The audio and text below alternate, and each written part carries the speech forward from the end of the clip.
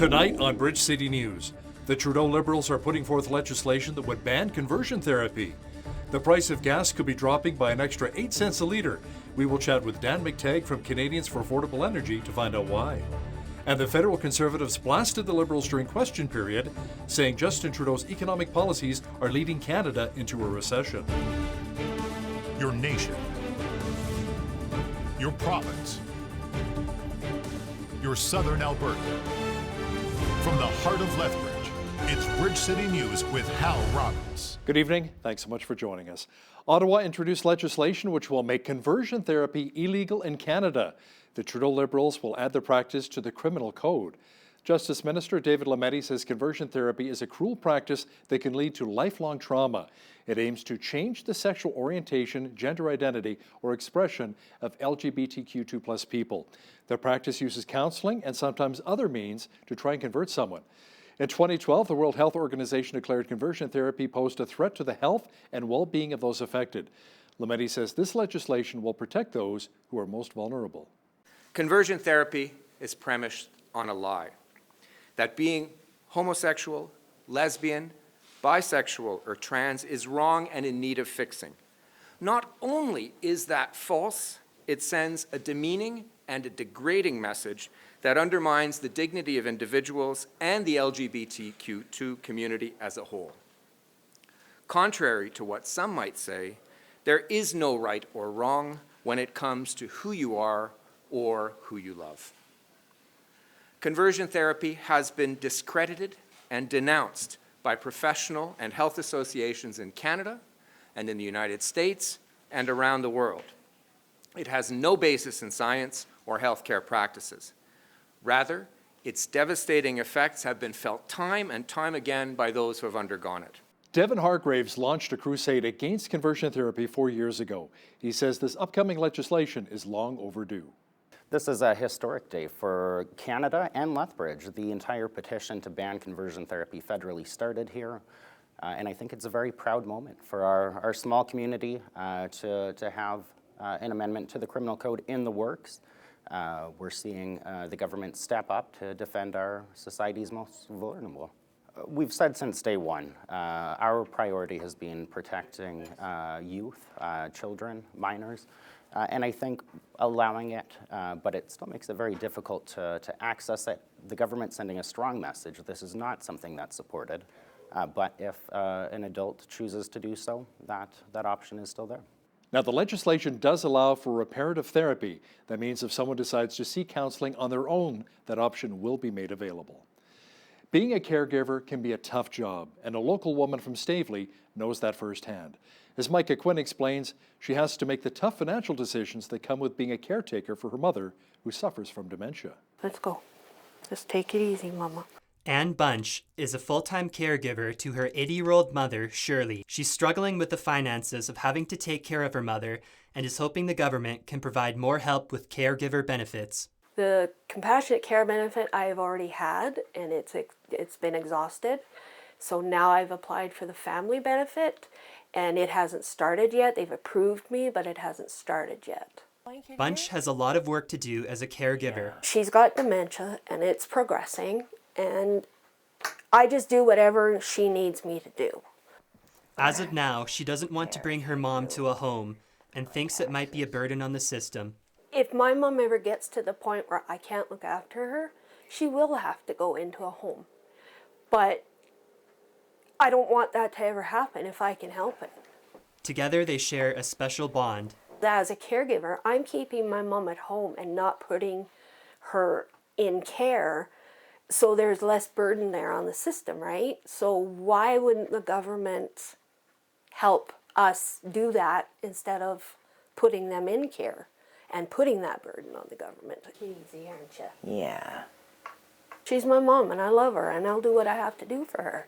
Bridge City News got in contact with Bunch's local MLA, Roger Reid, and the two parties are now in contact. For Bridge City News, I'm Micah Quinn. Farm Credit Canada stopped by our city today. The group hosted a big event at the Coast Hotel, which allowed many within the agricultural industry to join forces discussing leadership, strategy, and ag economics. Today we're having our Business Essentials event, and it's a number of speakers that we have speaking on various different financial topics, including business planning, leadership, succession, economics, and we're just trying to provide information to our farmers to help them make decisions on their farms for day-to-day farming. The panel is an Ask Us Anything panel, so we have all of our guest speakers, including our leader for Alberta and British Columbia, that we're opening it up to answer any type of questions. We expect questions on interest rates, we expect questions on transition, and various different other economic and financial questions. Very excited to come down to Lethbridge today. We're having FCC's Business Essentials workshop, and it's just an amazing opportunity to see. We've got multiple generations in there of the same farm family, some first generation, some second, that are here to learn today about what are some essential activities that we really need to be looking at. So there's finance, there's transition, kind of covering the big pillars of a farm business. And we all know it's a little bit of a difficult year coming up potentially in ag, so having our core is going to be very important. FCC is Canada's leading agriculture and food lender with a loan portfolio of more than $38 billion. An exciting new project is underway in the city's west side that will enhance safety as the community continues to grow. Work has now begun for the city's newest capital project, Fire Station Number 5, located in the Watermark neighborhood in West Lethbridge. Now, I guess on the west side of Lethbridge, we're nearing 40,000 people, so it's time for us to see an additional fire hall. This fire hall that you see behind us will house 4 to 5 staff 24/7, so at any time we'll have 4 or 5 people working out of this fire station. And they'll be responding to fire calls and EMS events throughout, certainly West Lethbridge, but throughout the city of Lethbridge. The fire hall, as you can see, and you'll probably see as we go outside later, is a purposeful built fire hall with firefighter safety in mind. When I talk about firefighter safety, what we know is firefighting is a very dangerous occupation, and cancer is a real concern for our firefighters.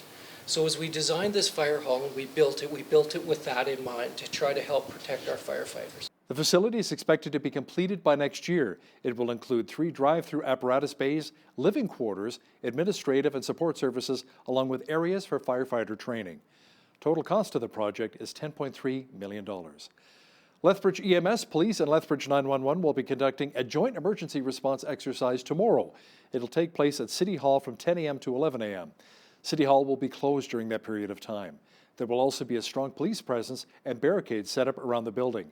The city says if you need to pay a parking ticket, to make sure you use their online services. Lethbridge City Council says it wants to become more aggressive in tackling greenhouse gas emissions. Originally at a Community Issues Committee meeting, Council was told that meeting a reduction of 35% of 2018 levels by the year 2030 was easily achievable. City Councillor Jeffrey Kaufman proposed an amendment yesterday which would lower the levels by 55% over the next 10 years. It passed by an 8-1 motion. Councillor Blaine Higgin was the only member of council to vote against it. Folks in the hamlet of Solwell, northeast of Calgary, were forced from their homes yesterday after a CN freight train collided with a tanker truck carrying propane. CN says there were no injuries or a fire after propane spilled from the tanks the truck was hauling. Nehill County declared a state of emergency for the hamlet, with 100 people being evacuated. CN says the train did not derail and no goods from the rail cars were spilled. An Alberta pilot program meant to help some of the toughest to treat opioid users will end in a year. The injectable opioid agonist treatment grant, which was announced under the former NDP government, was supposed to end this month. The UCP government extended funding for the program until March 31st of next year to allow patients to transition to another form of treatment. A spokesperson for Associate Health Minister Jason Lewan says it was always meant to be a pilot. Alberta Premier Jason Kenney says he will do whatever it takes to rescue our province from the oil price collapse. Kenney says he also wants to see the federal government step in as well. He says as Alberta goes, so does the national economy. Later this week, I will be traveling to Ottawa, and I will present to the Government of Canada and the Prime Minister several actions that are urgently needed to help to protect our economy from the price collapse and the global downturn. We need to work together. And by that I meant we need to work together across the country, federal and provincial governments, and we need to work together as Albertans across our partisan or political differences. So I absolutely do intend to reach out to the Leader of the Opposition, Ms. Notley. It is at moments like this when all of us who are in elected life need to try to park the politics and focus on one thing only, which is the vital economic interests and getting people, protecting people's jobs. Kenny is set to meet with Prime Minister Justin Trudeau at the First Ministers' meeting in Ottawa on Friday. Federal Finance Minister Bill Morneau also spoke about the sharp decline in oil prices. Morneau says our country is in a strong fiscal position that will give Ottawa the ability to respond to the challenge. He did not, however, release any details as to what is being planned. I think we need to be thinking about how we respond to events appropriately, and that will not necessarily be just about the budget. So we recognize that there are sectors of our economy that are going to go through real challenges because of the changes right now. So that is clear in the tourism sector, it's clear in the energy sector. And we'll be looking at how we can make sure that we are appropriately dealing with those challenges. I think what I'm trying to say clearly to Canadians is we have a strong fiscal position. We have been lowering our level of debt as a function of our economy for the past 4 years. That puts us in a good position to support people as they go through challenges. It puts us in a good position to support our healthcare system so we can ensure it stays strong. It puts us in a good position to make measures for companies as they face challenges. And of course, puts us in a good position to deal with any potential challenges in the economy. The energy sector is still reeling from the huge drop in the price of oil. West Texas Intermediate is now below $35 per barrel. Joining me now to talk about it is Dan McTagg, President of Canadians for Affordable Energy. Dan, will the oil slide perhaps translate into savings at the pump very soon? Well, the latest round caused by disturbance in the Middle East with respect to Saudi Arabia and Russia going at it head-to-head with Saudi Arabia pledging to flood the market, drop oil prices, amounts to a net savings of, or at least a drop of 8 cents a liter, which we should be getting here at the pumps over the next 24 to 48 hours. Now, I know that the prices here in Lethbridge tend to be a little sticky, but there are price decreases that we've seen in the order of 10 to 12 cents a liter wholesale that began in earnest almost 2 weeks ago with the ongoing concern about coronavirus and the drop in demand that it's causing globally, drop in demand, of course, for oil and other products, petrochemical products. Now, do you think we'll ever see 60 or even 50 cents a liter again? I don't think so. This is probably for now as far as it's going to go. Gas stations are going to be told in the next few hours that the bottom line price taxes in for them for our market here in Bridge City will be about 78 cents a liter. So they have to add 4 or 5 or 6 cents a liter to cover their costs. So we could see gas stations offering for as little as 85, 84 cents a liter. Perhaps not like Calgary and other places where there tends to be really cutthroat competition, but this is probably as good as it gets, Hal. What does this all mean for Canada's oil and gas industry? An absolute body blow, as if blockades and shenanigans in terms of blocking pipelines weren't enough to send investors to the purchase or to the sell wickets, as we've seen just last week when Warren Buffett decides he's going to pull out from Canada. It's sending a signal, I think, to the rest of the world, as if that weren't enough. Coronavirus and its destruction of demand, and then this little battle, this tiff, this hissy fit by Saudi Arabia and Russia for not going along with oil production cuts really does not bode well for Canada's energy sector. I say Canada, we know it's here in Alberta, but it's the entire country that really has to bear the brunt of less revenue and less exports. It is our number one export, that is to say oil and gas. And even for us in Eastern Canada, we can't deny the fact that it's driven the value of the Canadian dollar down by almost 4 cents just in the past week alone. Dan McTagg, President of Canadians for Affordable Energy, thanks for your time today. Good to be here, Hal. Thanks for having me. Conservative Deputy Leader Leona Alleslev attacked the Liberals during question period yesterday over their economic record. Alleslev says thanks to the Trudeau Liberals, Canada is on its way to another recession. Canada is on the brink of a recession, but this government pretends that everything is fine. Canadian stocks are crashing with the biggest drop since 1987. For every dollar Canadian households bring in, they have $1.75 in consumer debt. Unemployment is higher than most G7 countries, and 76% of Canadians are worried about losing their job. If the government won't accept that there's a problem, how will they ever work to fix it? When will this government abandon its failed economic policies and change course. The coronavirus is having a serious impact on the global economy and on the Canadian economy. Canada's strong fiscal position means we have the firepower to support our economy, and we will. The death toll from the coronavirus is now over 4,200 people. More than 118,000 have been infected, including 79 here in Canada. Our foreign affairs expert Lisa Daftari says when it comes to COVID-19 or the coronavirus, we are really in uncharted waters. We don't know enough about this virus. It's so new. It's uncharted territory. And because these numbers keep rising the way that they are, because you see places in Italy, the entire cities shut down, in Wuhan, China, of course, where this originated, shutting down. When you see these cases rising in more states in the United States getting the virus and finding cases of the virus, we've said this before, for as long as airplanes are flying and cruise ships are docking, there will be a spread of this virus from place to place. The World Health Organization is now reporting that over 100 countries are now infected with COVID-19. Lisa will have more details, including which big events are being canceled around the world because of the virus. That's coming up after business news. NDP ethics critic Charlie Angus wants the Liberals to issue a moratorium on the use of facial recognition software by the RCMP. The U.S. firm Clearview AI aims to allow police to compare images from crime scenes to a database of publicly available images. Recent reports, however, raise concerns about whether the company is collecting and using personal information without consent. The RCMP need to tell us under what circumstances are they using Clearview AI or other apps that are being put forward. That's a pretty straightforward question because these are fundamental questions about the rights of citizens to privacy. If the police are using it to go after sexual predators, as they said, well, we can certainly do that under judicial oversight, and that would reassure Canadians, but we have had no reassurance from the RCMP. So that's the first thing that we need. The second is, will Minister Bill Blair send out directives to police about the utilization of this technology, because we're seeing no willingness of the government to put in a moratorium. So without a moratorium, at least we need regulation. There is a revival taking place. Now that's according to Dr. James Chong, Vice President of Strategy and Innovation for InterVarsity Christian Fellowship in the U.S. James says there are different levels of a revival, however, similar to earthquakes. With earthquakes, a 1.0 on the Richter scale won't wake you from your sleep, but a 9.0 could level cities.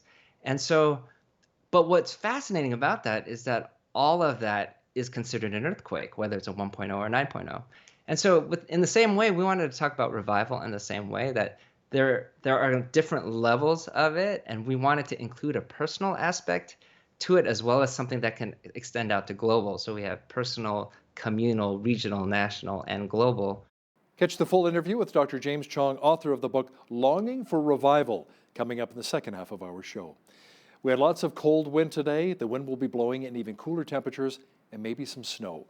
Full weather details, including the national forecast, are on deck. Lots of wind again today and cool tonight. Cloudy with a low near 2 degrees. Tomorrow, more clouds developing with a chance of showers mixed with flurries and a high near 4. More snow on Thursday with a high of only +1. Friday, more of the white stuff with the mercury dropping to -11.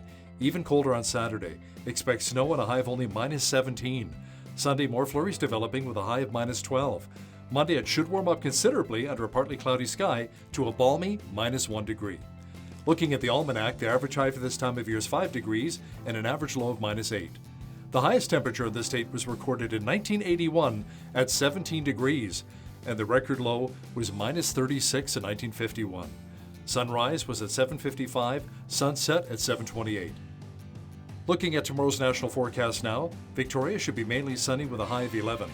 Vancouver will have loads of sunshine as well and a high of 9. Expect showers in Calgary with a high of 4 degrees on Wednesday. A mixture of sun and cloud and a high of 3 for Edmonton. Mainly cloudy and 7 for Regina. A chance of rain mixed with snow and a high of 3 for Saskatoon. 1 degree warmer with a chance of rain in Winnipeg for tomorrow. Increasing clouds with a high of 3 degrees for Toronto. Expect light flurries and a high of +1 for Ottawa.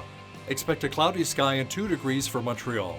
In the Maritimes, Fredericton, New Brunswick should receive freezing rain mixed with snow and a high near 2. Halifax, Nova Scotia will receive rain and a high of 7. Charlottetown PEI will have periods of snow mixed with rain and a high of only +1. And in St. John's, Newfoundland, expect rain with a high near 5 degrees for tomorrow. Federal Finance Minister Bill Morneau says the Canadian economy can withstand the impacts of the coronavirus. He says Ottawa has enough wiggle room in its finances to help business owners deal with the fallout. He did not, however, share any of the details of those plans or the date when the federal budget would be released. He would also not reveal whether he expects the deficit to be bigger than previously projected, given the sharp decline in oil prices. This week's oil price collapse prompted Calgary-based Cenovus Energy to cut its capital spending plan for the year by 32%. The company now plans to spend between $900 million and $1 billion. That is down from earlier plans to spend as much as $1.5 billion. Cenovus is also temporarily suspending its crude by rail program and deferring final investment decisions on major growth projects. It is lowering its estimate for total production this year. Production is expected to come in between 432 and 486,000 barrels of oil equivalent per day. That is down from its earlier guidance for between 472 and 496,000 barrels. The CEO of the Canada Pension Plan Investment Board says the oil price crash and stock market sell-off will hurt Canadian energy companies that have weak balance sheets and high debt. Mark Matchin says those with strong books will survive. He says companies with money should look at buying opportunities right now. On Sunday, Saudi Arabia slashed its official crude selling price after OPEC talks with Russia broke down. No agreement on production cuts were reached. Benchmark global oil prices fell by more than 20%. Canada's biggest banks are making changes to their trading operations to protect staff against COVID-19. That will include splitting up their trading operations across the world as a precautionary measure. The Royal Bank learned of a possible case of the coronavirus at its office in Mississauga, Ontario. The case was confirmed by health officials, and the person is at home in self-isolation. Employees who worked on the same floor are in self-quarantine. The bank says the floor and all common areas, including the washrooms, cafeteria, and elevators, were disinfected. With the coronavirus coming to Alberta, local businesses are doing their part to ensure that they are keeping their members and customers safe. The Corps Van Ray YMCA is stepping up their game to ensure that people are educated about precautions to take to combat the virus. The biggest thing we tell people is self-regulate, right? Wash your hands. Consistently wash your hands. Then we also say things, if you're feeling ill, maybe not work out today. You know, we have options to give you workouts that you can do at home.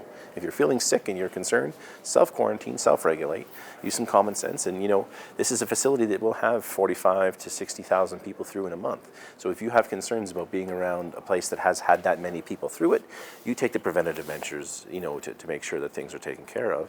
And, you know, we'll continue to maintain the facility and make it as clean and as operating as possible. You can visit the Corps Van Ray YMCA website for more details on how to best protect yourself. Now, here's a look at today's markets. The markets rebounded nicely today after taking huge losses the past couple of days. The TSX was up 443 points today to 14,958. The Dow was up 1,167 points to 25,018. The S&P 500 was up 135 points to 2882. And the NASDAQ was up 393 points to 8344. Oil was up $3.72 per barrel to $34.85. Natural gas was up 15 cents to $1.92. Gold was up 39 cents to $16.49.79 an ounce, and silver was unchanged on the day at $16.89 an ounce. Wheat is at $237 per metric ton, barley's at $232, canola's at $464, and corn is at $259 per metric ton. Live cattle were up $260 to $105.45, feeder cattle were up $240 to $127.95, lean hogs were up $2 to $65, and the Canadian dollar continues to rebound. It ended the day today trading at 72.89 US. Recapping one of our top stories this hour, Ottawa introduced legislation which will make conversion therapy illegal in Canada. The Trudeau Liberals will add the practice to the criminal code. Conversion therapy aims to change the sexual orientation, gender identity, or expression of LGBTQ2+ people.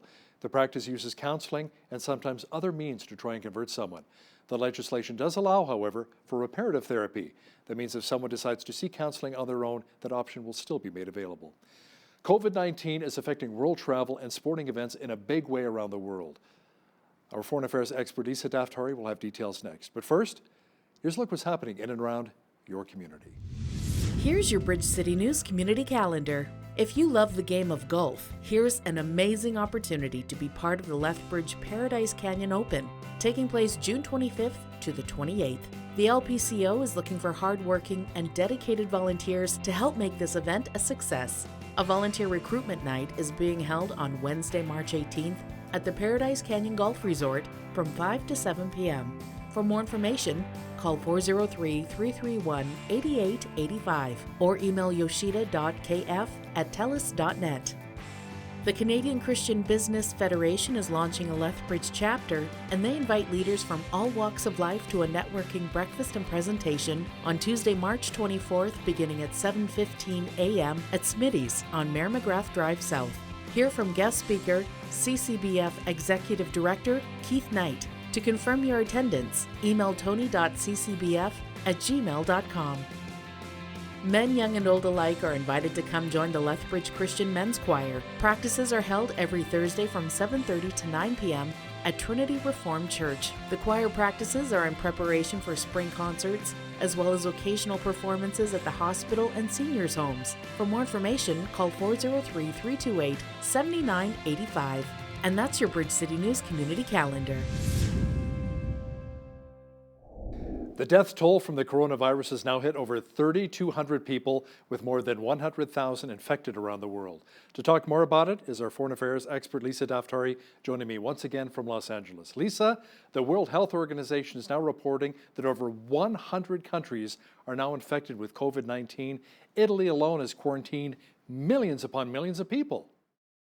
Yes, it seems how each week when you and I speak, these numbers keep rising.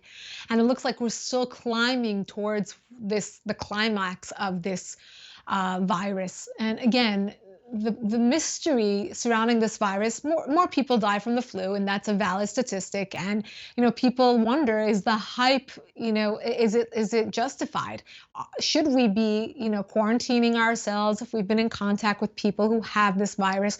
Should we be wearing masks and gloves when we go to the supermarket or, do our mundane tasks? Should we refrain from going into crowded places or enclosed places like concerts and games and things like that? Well, the answer is that we don't know enough about this virus. It's so new. It's uncharted territory. And because these numbers keep rising the way that they are, because you see places in Italy, the entire cities shut down. In Wuhan, China, of course, where this originated, it's shutting down.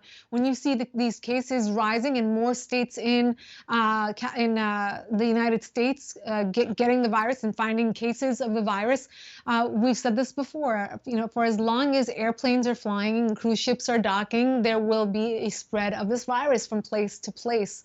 And that's the unfortunate thing. Until we get a grip on what is truly going on, the only way to stop this is to prevent that contact. And are we going to, instate martial law everywhere and really not leave our homes? Short of that, it might be a good thing to kind of curb our activities for a while so that we don't see these numbers continue to spike the way that they have been. Here in Canada, we've had our first coronavirus death. It was a person living in British Columbia. A tourist in Egypt became the first confirmed virus death in Africa. And Argentina confirms its first coronavirus death in Latin America. It's not going away anytime soon. And coronavirus infections in the United States have now topped 500.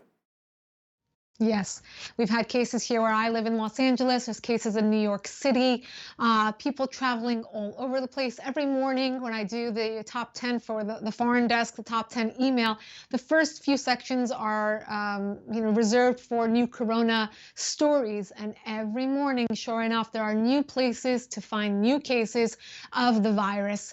And again, it's not going away anytime soon. And it looks like we're still climbing towards what will be the peak of this virus. And until we have some sort of vaccine, which we know is being worked on in Israel and other places, but it seems as though Israel is the closest to coming up with a vaccine that might be effective. Until then, the CDC is only encouraging people to wash their hands, to stay within 6 feet of people who are who have the virus. And if you know that you have it, to stay away from others, to self-quarantine. The issue here is that the virus has a latency period of anywhere from 2 to 14 days. It's those cases where it's 14 days that you see the individual carry on with their normal life, go to the office, go to, school drop-off, hang around their family and friends, and go to the supermarket, and, again, do their mundane tasks where they are coming into contact with dozens and dozens and dozens of people. That's where we see this mystery virus as it's kind of proven itself to be. That's where we're seeing a difficulty and a challenge in really pinning it down. Lisa, the virus has impacted world travel. I mean, the Canadian government is advising against going on cruise ships. Greece has banned school field trips and fans at sporting events. Here in North America, the NHL no longer allows journalists into the locker rooms to speak with the players before or after games. And speaking of which, isn't the NBA even considering banning fans from going to the arenas? And LeBron James of the Lakers, where you are in LA, says, I'm not going to play if the fans aren't coming out. That's too bad for season ticket holders, isn't it, Hal? This might sound like insanity. A basketball game without fans, not going into the locker room to get the reaction of the hockey players after a game, not going to parties and weddings and things like that. And it might be insanity, but, people would rather err and be more cautious than not. Again, because we see these numbers rising the way that they have, it's better to be cautious than not, and particularly for the demographics that are most vulnerable, those who are immunocompromised and don't have the ability to fight off something of this nature, and those who are older have respiratory challenges already.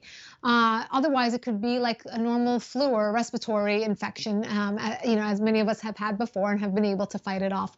This will be also a bargain dealer's dilemma. Everywhere is offering these dirt cheap cruises and airline tickets and hotels because the travel industry has obviously taken a hit. A lot of people canceling their trips and refusing to leave or go to even the airport. I traveled to Washington last week. I wore a mask at the airport. Many people were wearing masks and gloves and really being extremely cautious. And I think last week we were 1 week less crazed about this as we are this week. We're even, I think more cautious now than we've ever been before. But it's going to be extremely challenging to really curb everyone's activities. But I think, families have to decide for themselves if they prioritize the health of themselves and their family members, then they need to curb their activities. And unfortunately, that includes all these sporting activities as well.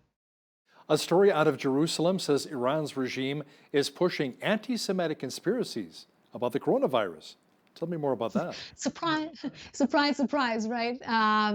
Every time that the Iran regime has had a chance to spread propaganda where it takes a situation and blames it on one of their other agendas, they do so. So right now, the coronavirus is either because of the U.S. and the sanctions, that's why the people are dying, because of the sanctions that the U.S. put on them, and also because this is in Israel or a Zionist virus that has been spread to Iran and other places to kill Muslim people. That's the conspiracy that they are now spreading. Well, the question begs, and why are there people in Israel who have it? And why are Israelis dealing with the same dilemma that the rest of us are dealing with? But it's no surprise that the Iran regime has something to say. Just like tsunamis and earthquakes are because of gay people or women wearing sexy lingerie, they find a way to kind of, again, push their own narrative forward by this, the propaganda against the enemies, and in this case being the West, the United States, Israel, etc. The reports from the South Korean military, Lisa, that North Korea has fired at least 3 unidentified projectiles off of its east coast earlier this week. Nuclear talks between Pyongyang and Washington have remained stalled since the second summit between Kim and U.S. President Trump.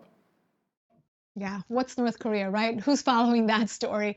It's true that there has not been any movement on the warming of ties that we were kind of excited for. And I say excited because it was a historic moment where Donald Trump was able to bring in Kim Jong-un, a rogue dictator who remains a rogue dictator. Obviously, North Korea, the news that comes out of there daily is, missile tests and more flexing of the muscles and more of the saber rattling that we've seen seen come out of North Korea. Business as usual, we would say.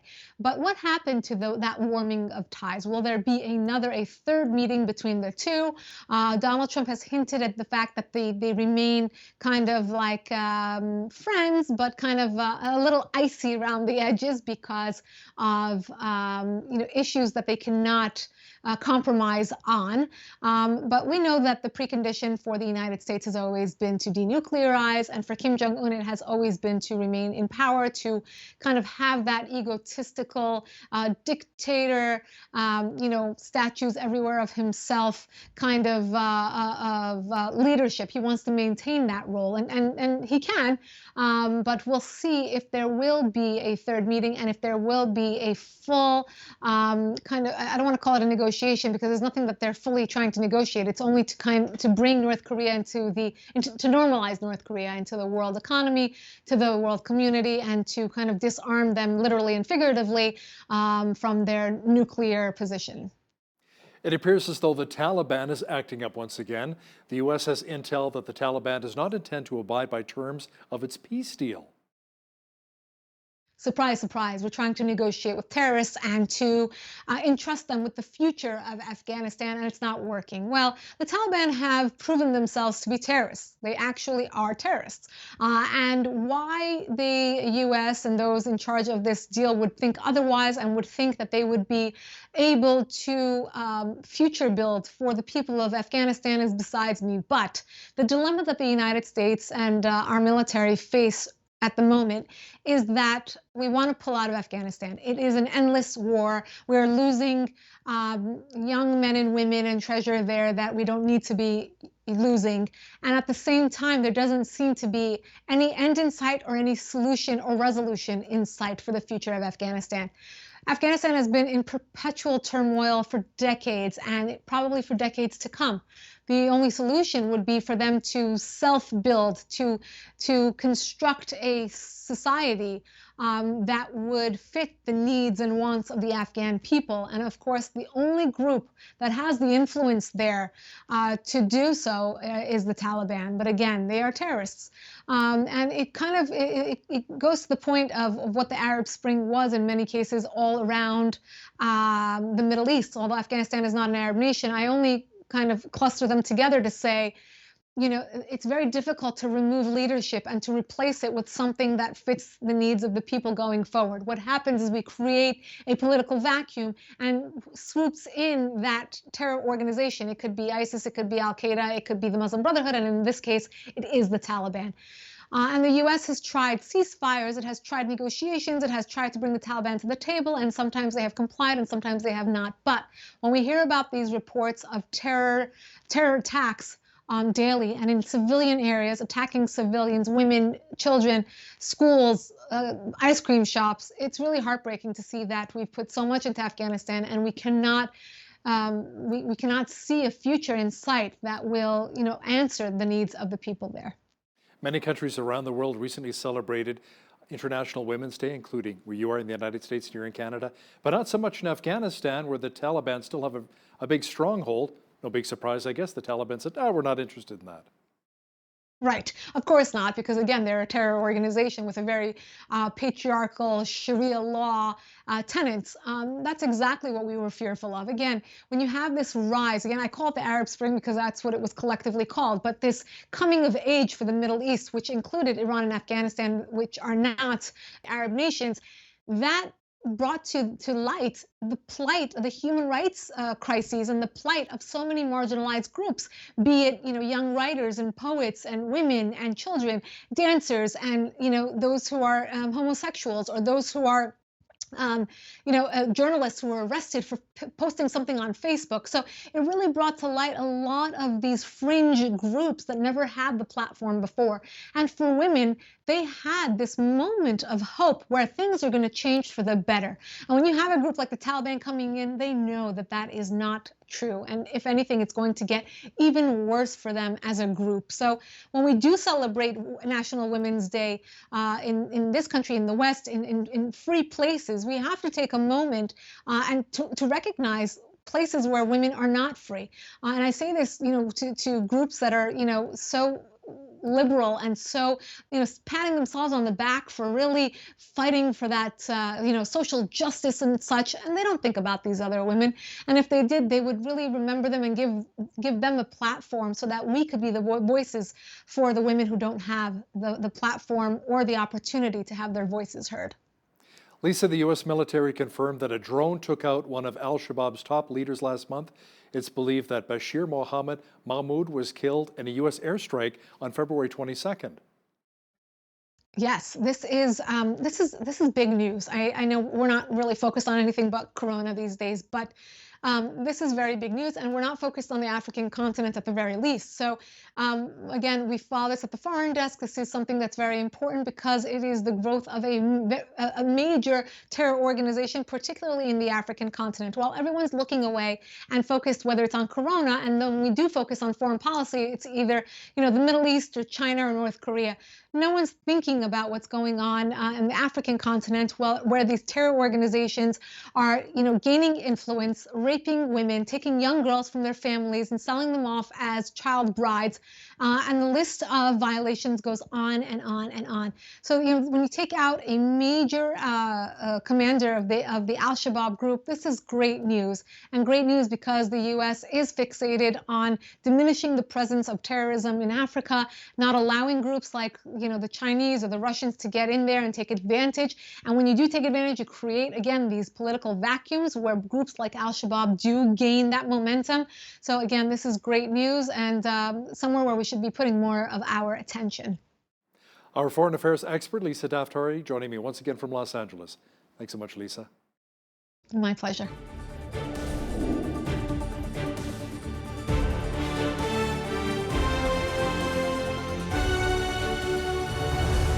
Most of us grew up hearing all about revival, or we attended church gatherings that were referred to as revival meetings.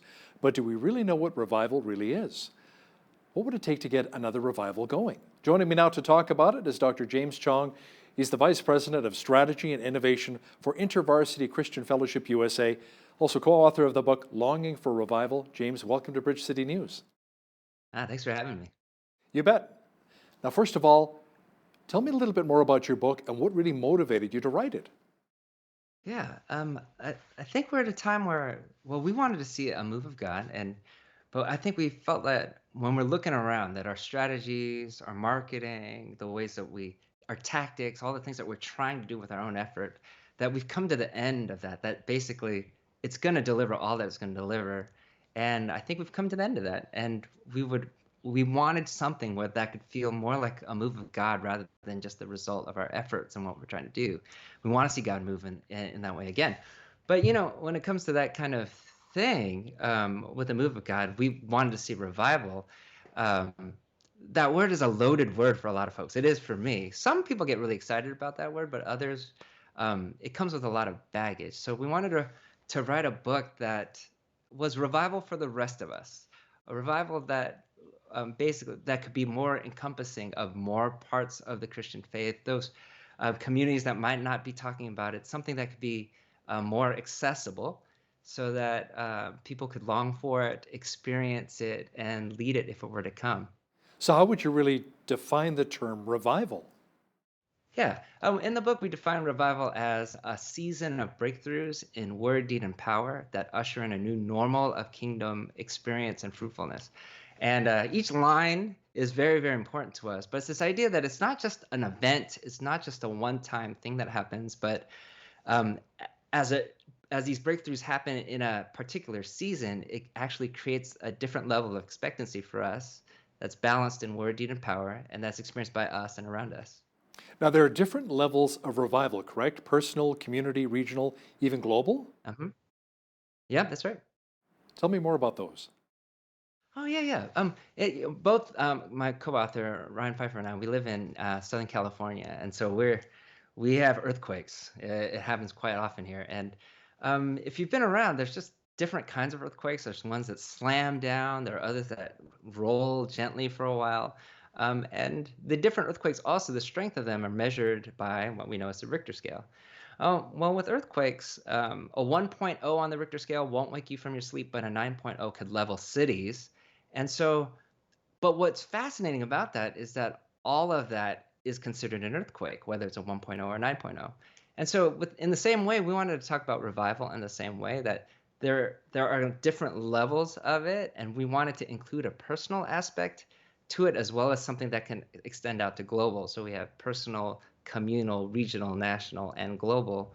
And the reason for that is, because there's different debates around revival, whether can you talk about personal things in terms of revival? Does it always have to be a mass movement? And when we were looking at the history of revivals, we have felt that there has been no revival that has happened without revived people. And so we needed something that would capture what happens in the heart. With the John Wesley at Aldersgate or others, where there's something that happens to one or a group of people that's personal. And without that, it doesn't tend to grow and fan into something larger. And so we wanted something that would capture all of that.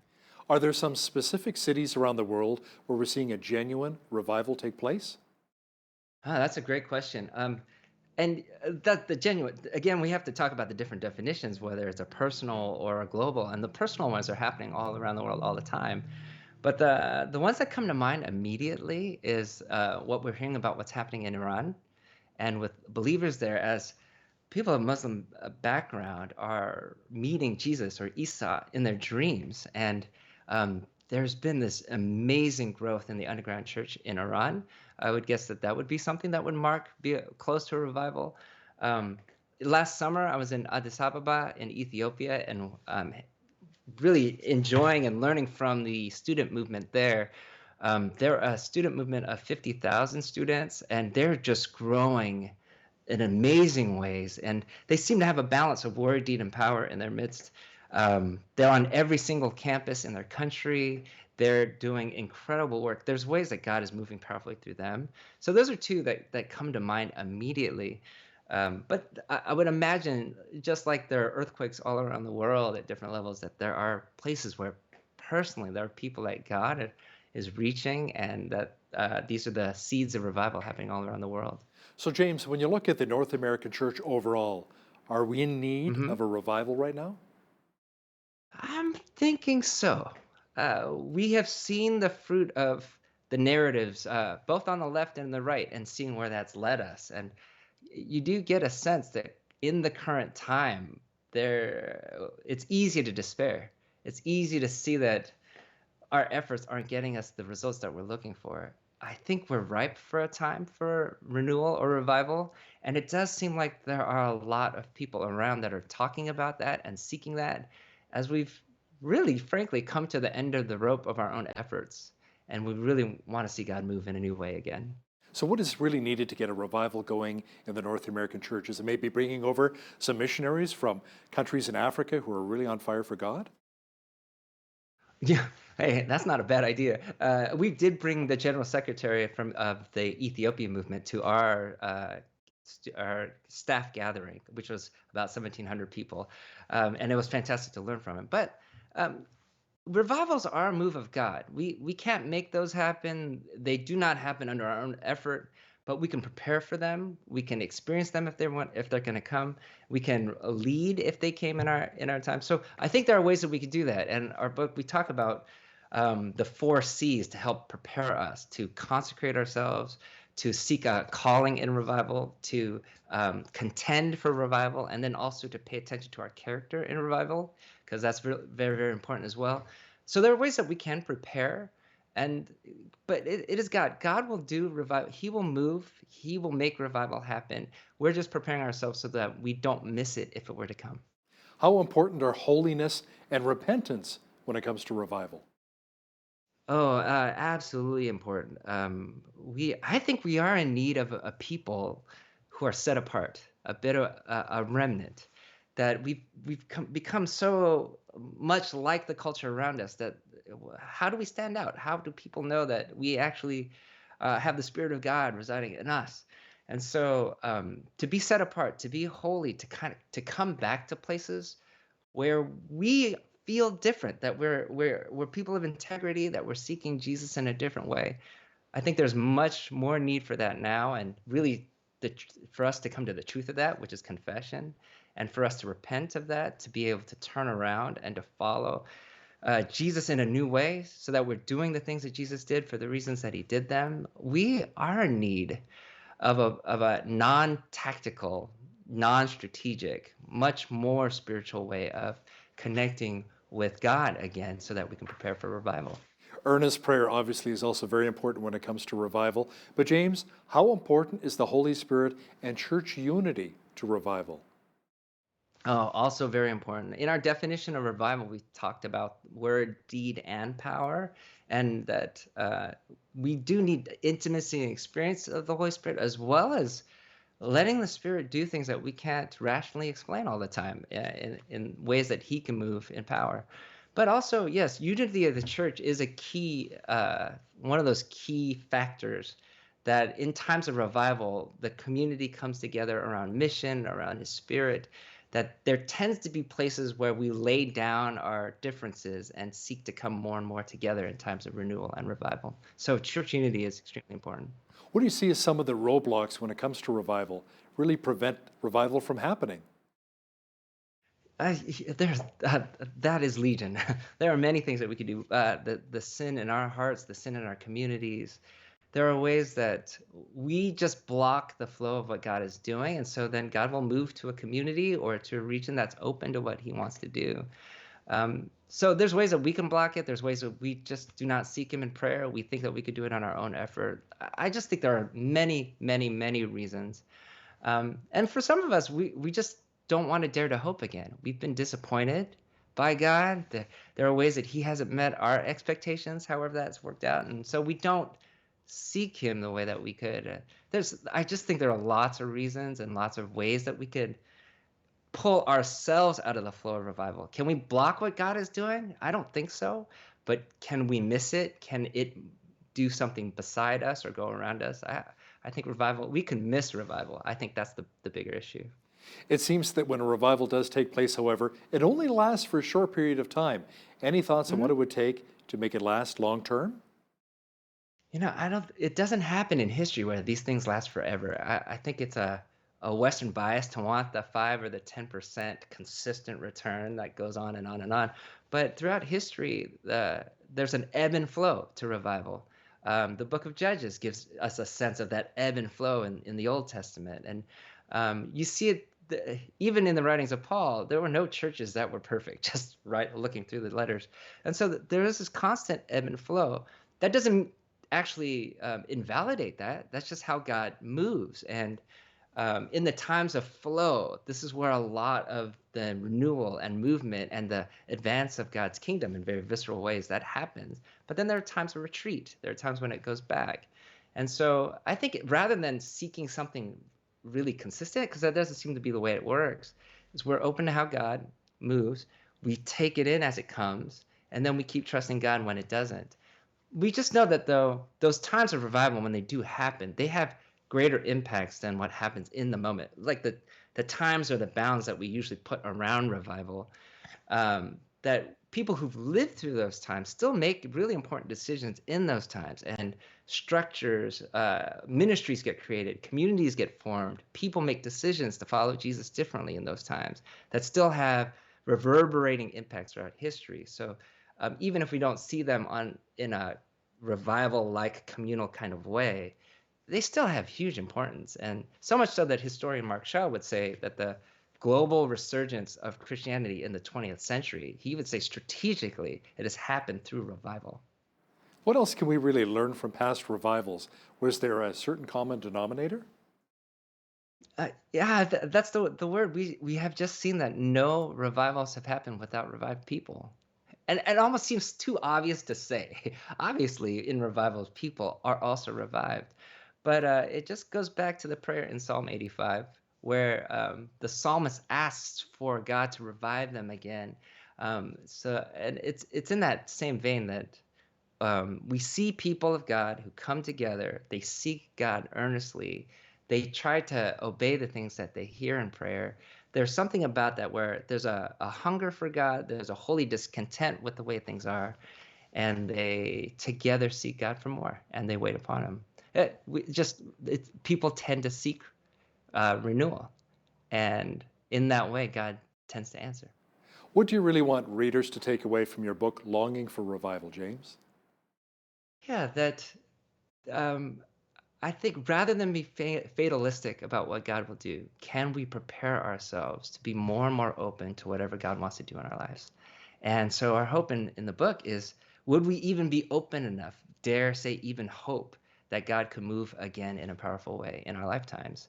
And we won't know. We don't know the times or the places of how God will do these things, but would we be willing to prepare ourselves, to consecrate ourselves so that if it were to come, we're ready and we're ready to jump in? James Chong, Vice President of Strategy and Innovation for InterVarsity Christian Fellowship USA and co-author of the book Longing for Revival, thanks so much for your time today. And thanks for having me. On behalf of all of us here at BCN, I'm Hal Roberts. God bless, and thanks so much for watching.